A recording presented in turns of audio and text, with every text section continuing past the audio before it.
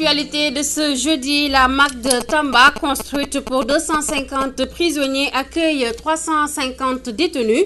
Une surpopulation que dénonce l'Observatoire des lieux de privation des libertés après la mort du prisonnier Bagali Kanté, tué par un garde pénitentiaire. Tambacounda, les bonnes paroles de la COSIDEP pour réussir son Ubitei Djangatei. Les responsables lancent un appel aux parents pour qu'ils libèrent les enfants, pas encore d'élèves dans les classes. Et puis l'achat de fournitures scolaires, l'autre casse-tête des parents, la liste est fournie. Les prix jugés trop chers. Au menu de la deuxième partie donc, de cette édition, le sport, info-école et la revue de presse.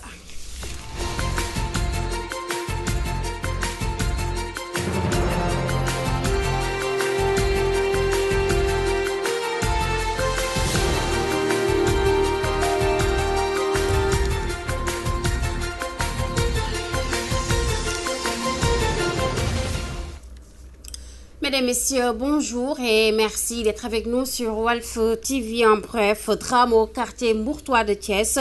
Un enfant de 2 ans a péri dans une fosse septique. La victime, fils du député Thierno Bokoum de Réumi, disparu depuis mercredi, a été retrouvé mort au domicile d'un voisin. Les sapeurs-pompiers sont sur place pour retirer le corps.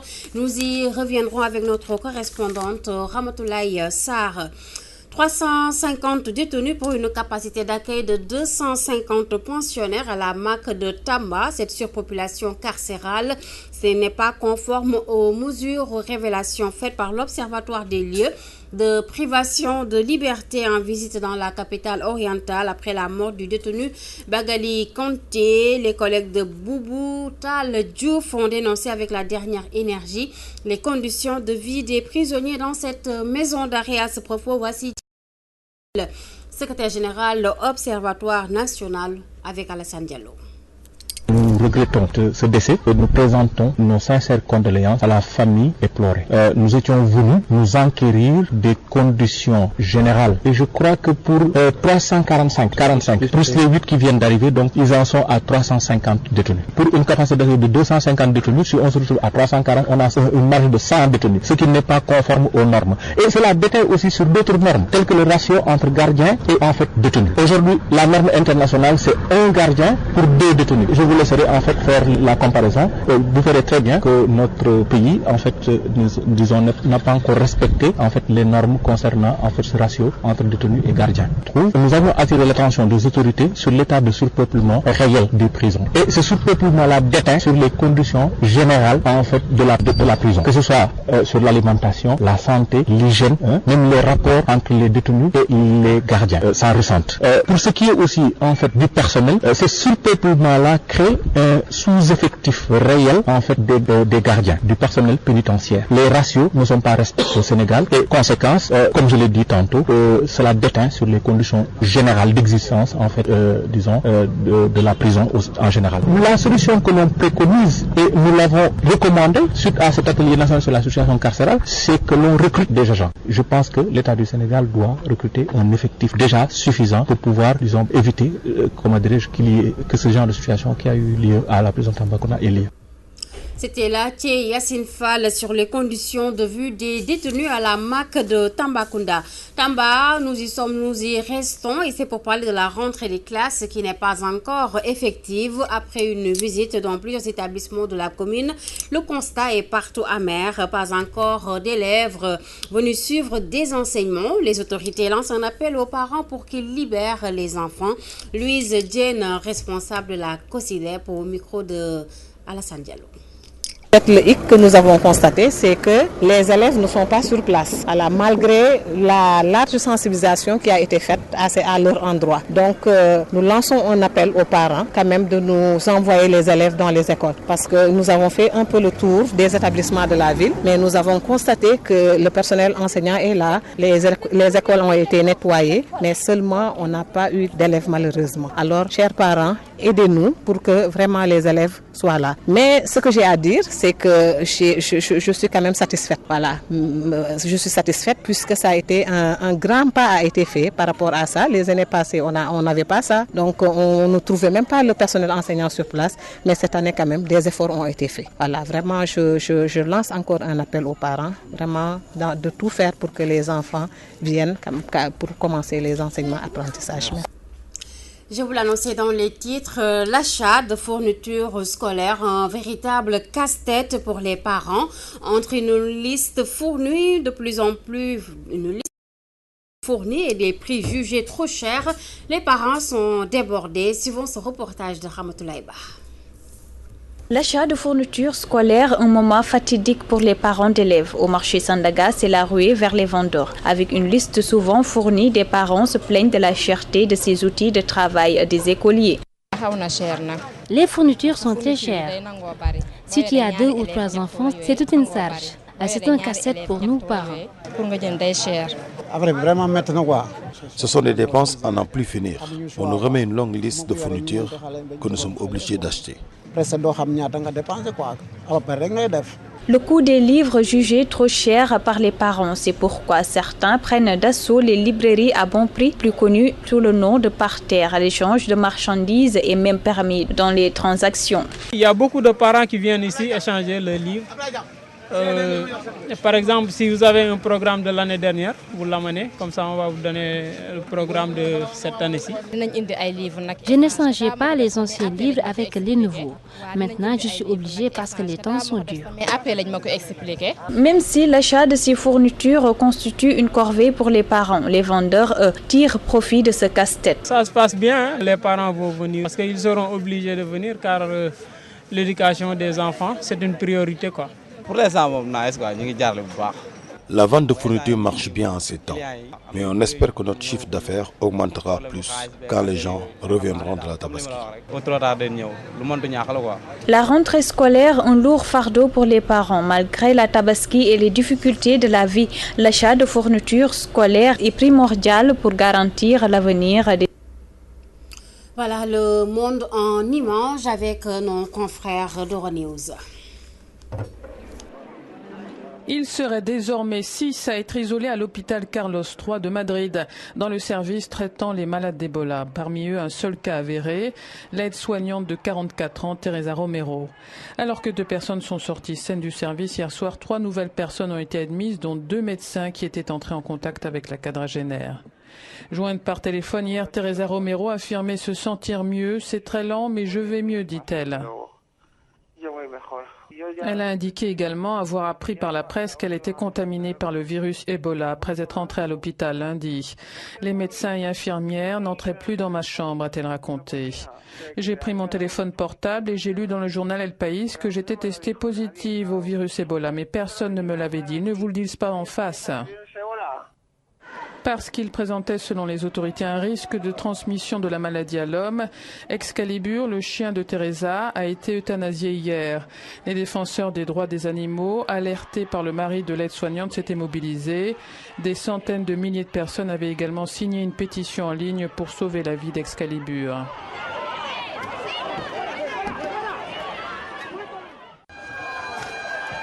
La capitale du Yémen, Sanaa, frappée par un attentat. L'explosion a fait au moins 43 morts et des dizaines de blessés. Elle s'est produite sur la place Tahrir avant le début d'une manifestation de sympathisants du mouvement rebelle chiite Ansar Wallah, autrement appelé Houthi. Ce groupe contrôle depuis peu la capitale. Non revendiqué, l'attentat porte néanmoins la marque d'Al-Qaïda dans la péninsule arabique. Par ailleurs, une autre attaque à la voiture piégée a tué 10 soldats yéménites près de la ville de Moukalla dans le sud-est du pays.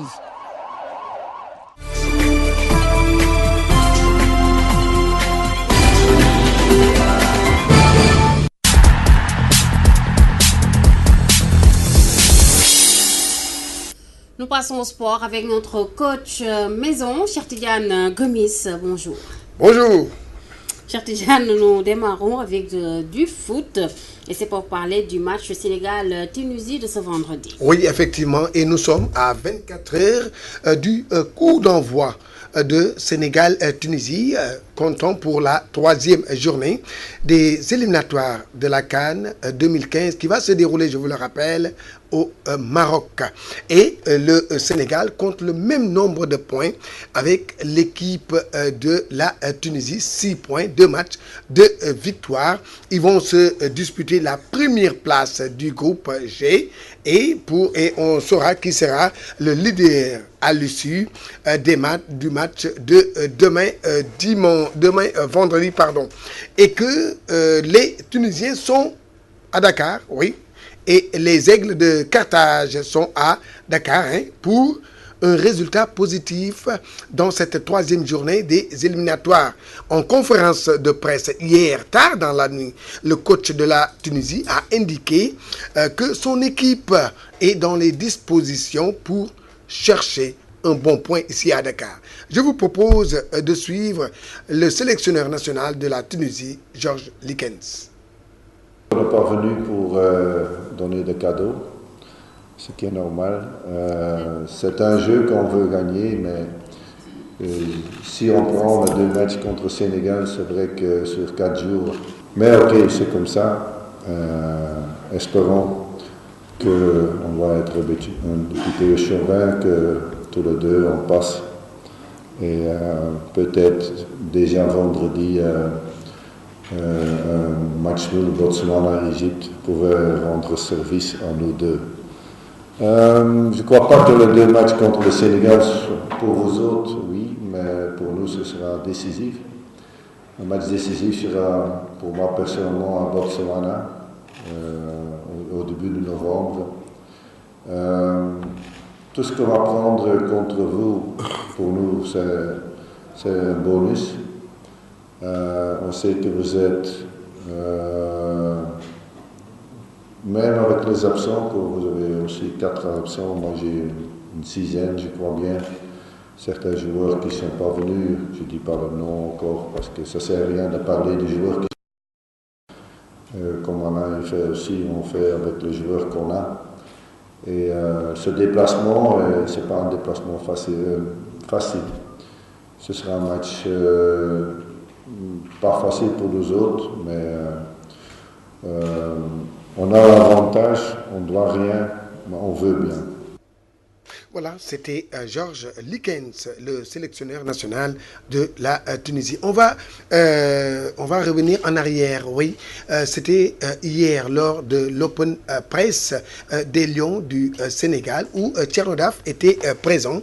Il a essayé de glaner quelques informations intéressante et importante pour la vie, pour les Sénégalais. On retourne en arrière et on revient sur l'Open de presse d'hier. Oui, Thierno Daf. Boukari Dramé remplace Pape Ndiaye Souaré forfait et Demba Ba est à Dakar en compagnie des soigneurs pour passer une IRM. C'est par ces mots du sélectionneur national qu'a débuté l'Open Press, sorte de contact direct entre les internationaux sénégalais et les journalistes. Selon Alain Giresse, Boukari Dramé rejoint la tanière ce soir en provenance de l'Italie, de Bergame plus précisément. Ce retour du joueur de l'Atalanta chez les Lions est la consécration d'une présence continue dans le Calcio depuis quelques années.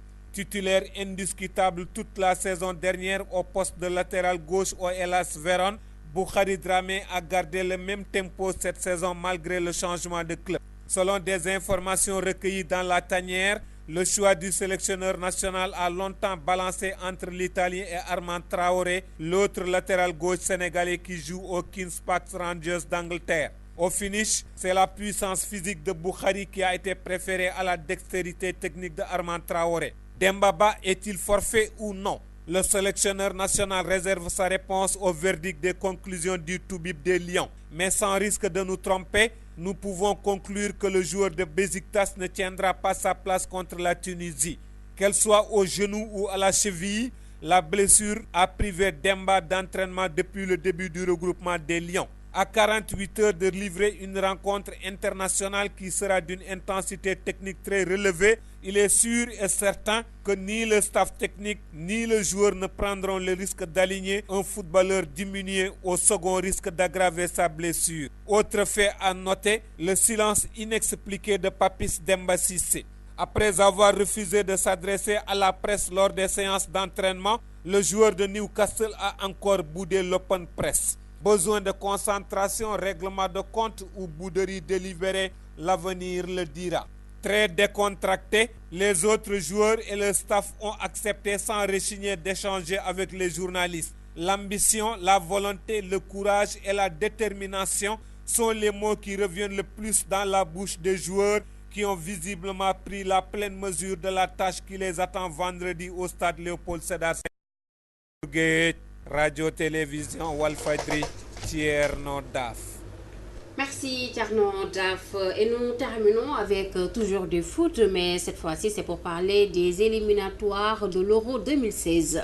Oui, effectivement, on y est, la deuxième journée des éliminatoires de l'Euro 2016 qui, je vous le rappelle, va se dérouler en France. Et le tenant du titre, qui n'est autre que l'Espagne, se déplace pour aller chercher des points en Slovaquie ce vendredi à 18h45 pour consolider sa première place. L'Allemagne, champion du monde, se déplace en Pologne pour garder son fauteuil du leader de la poule D. L'Angleterre, à la recherche d'un souffle nouveau, reçoit Saint-Martin, un adversaire à sa portée, pour rester premier du groupe D. La Russie, oui, la Russie qui va organiser la prochaine Coupe du Monde en 2018, veut tout simplement se qualifier pour l'Euro 2016 en France pour préparer vraiment donc sa Coupe du Monde.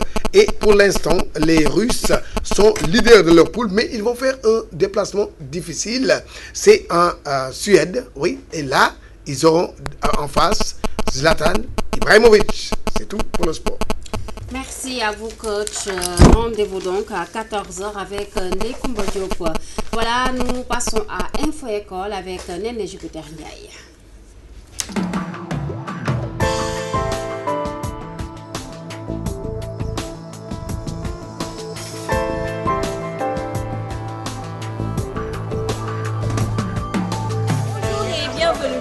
Info École sort aujourd'hui du décor du studio pour venir ouvrir les classes avec les élèves. Après 3 mois de repos et d'activités socio-éducatives, les élèves reprennent enfin le chemin de l'école pour 9 mois.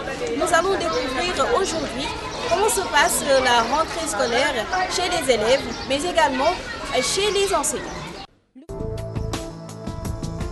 L'ouverture des classes de cette année est dominée par le slogan du ministre de l'Éducation, Oubitei Djangetei. À l'école Mas-Massernian 2, tout comme au CEM David Diop, les autorités administratives font noter que ce slogan n'est pas de mise. Démarrer, c'est difficile parce que, en tout cas, le personnel était là, prêt à faire cours. Mais le problème, c'est les élèves et peut-être les parents. Les parents n'ont peut-être pas les moyens d'inscrire leurs élèves. Mais ce n'est même pas une exigence. Nous, on est prêt à recevoir les élèves, même sans l'inscription. Ils pourront régulariser plus tard. Mais peut-être que les parents ont l'impression que s'ils n'inscrivent pas leurs élèves, ils ne les envoient pas et que les élèves ne viennent pas. En tout cas, nous, on n'a pas vu les élèves. Les professeurs, mais on n'a pas vu les élèves. On espère bien que lundi, vraiment, il y aura... D'ailleurs, j'ai même dit aux profs que si on a peu d'élèves, même un tout petit nombre, on démarre et avec ça, les autres vont venir. Donc, on espère que plus tard, lundi, on va démarrer. Ça, on espère. Ça sera difficile parce que les parents n'ont pas cette culture. Même si les enseignants sont sur place, les parents n'ont pas cette culture d'envoyer les enfants avec le matériel le minimum pour que les enfants puissent écrire. C'est ça notre principal difficulté. Mais en ce qui concerne l'emplacement des enseignants, l'emplacement des élèves, nous n'avons pas de difficulté majeure.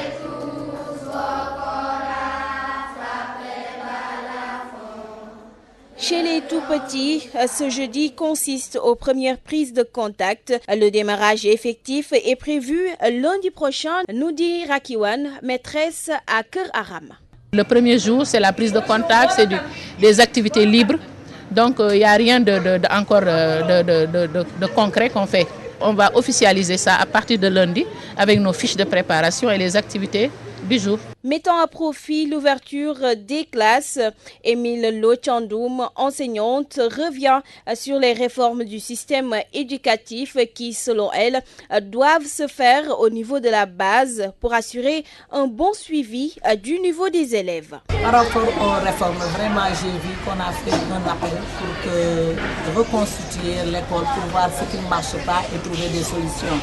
Mais par rapport aux réformes, il faut aussi qu'on puisse retourner à la base, s'occuper des écoles publiques, surtout primaires, pour que les élèves puissent avoir cette habitude, faire de telle sorte que la citoyenneté soit beaucoup plus vécue au bas niveau. Chez les élèves, l'ouverture des classes marque un pas important. J'ai chanté et dessiné. J'ai pris le goûter. Ici, j'ai travaillé. Anna Souza. Anna Souza. Oui. J'ai fait mes devoirs.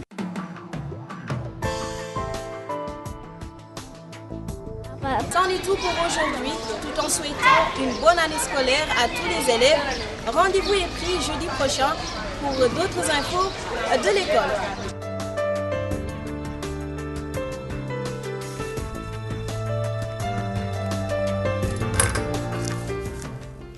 Merci Néné Jupiter Ndiaye. Rendez-vous donc jeudi prochain et nous terminons avec la revue de presse signée Ousmane Sen.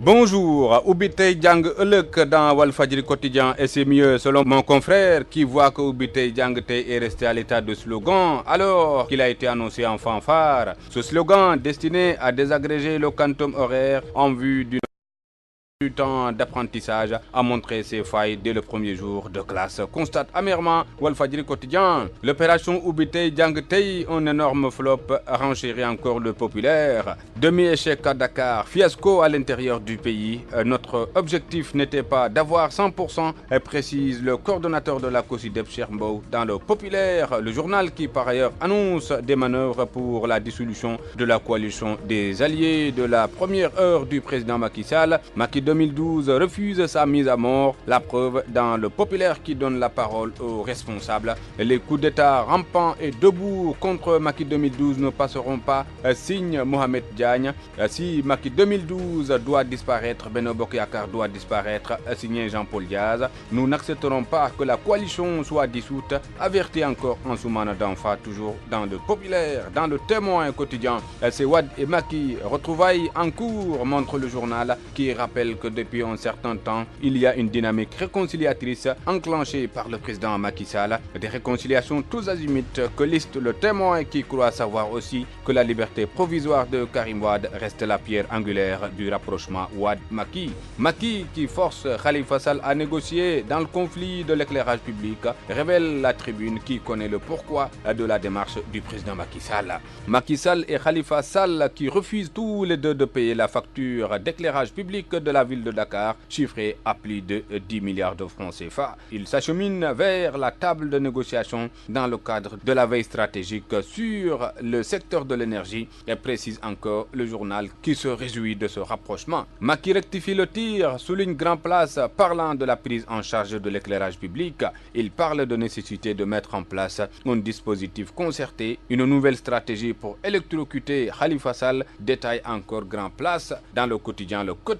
Le perchoir fait la une avec le renouvellement annoncé du bureau de l'Assemblée nationale. Débat, proposition de loi et commission d'enquête, l'Assemblée de l'immobilisme, confirmée par des acteurs qui ont parlé dans le quotidien. Cette 12e législature risque d'être la plus nulle, regrette Modou Diagne Fada, le président du groupe parlementaire des libéraux démocrates. Le Parlement est plus orienté vers la diplomatie, explique Moustapha Diakhaté, le président du groupe Benno Bokk Yakaar. Une assemblée absente des grands débats. Livre du colonel Ndao, mort rapport de Bassirou Faye. Ebola, la fuite en avant, le débat au devant à quelques jours du renouvellement du mandat du bureau de l'Assemblée nationale. À lire dans le quotidien.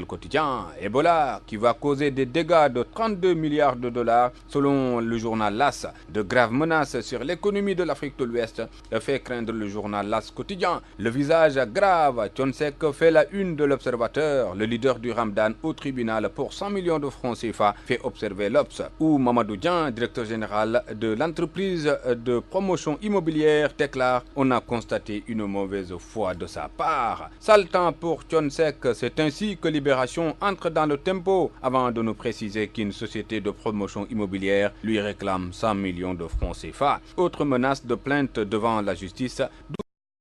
L'affaire Awadia Ayapoui, accusé d'avoir dépouillé les héritiers de Awadia, c'est à la une du journal Direct Info. Dans Siol, l'enquête qui montre que l'APIX est plongée dans un sommeil profond, révélant un manque de dynamisme et une absence de résultats qui explique cette hibernation. Le résultat attendu dans la filière artisanat bois, Le Soleil revient sur le projet mobilier national tiré du communiqué du Conseil des ministres à lire à la page 3 du quotidien national Le Soleil. Dans les sports, Stade, le quotidien du sport, donne la parole à Papi Djila Mbodji, défenseur des Lions, qui rugit à la une du journal: on va étouffer la Tunisie, alors que Likens, l'entraîneur de la Tunisie, avertit toujours dans Stade: on ne fera pas de cadeau aux Lions. Dans Wasport ce matin, Dame et Sadio, qui qu'ils soient, les attaquants seront servis, ont-ils déclaré à la une de Wasport. Djilo et Kara pour défendre à 3 ou 4, on est tous après, déclare-t-il. À lire ce matin dans Wasport. Dans Sunulamb, la lutte est chez elle et à la une du journal.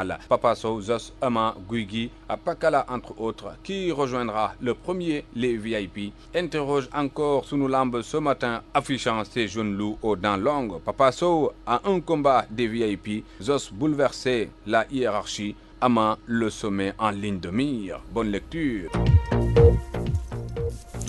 Bonne lecture à vous, Ousmane Sène, et à nos chers téléspectateurs. Voilà, c'est fini pour cette édition au nom des équipes techniques et de la réalisation. Merci de votre aimable attention. À 14h, retrouvez Ndeye Koumba Diop dans le journal en Wolof. Au revoir.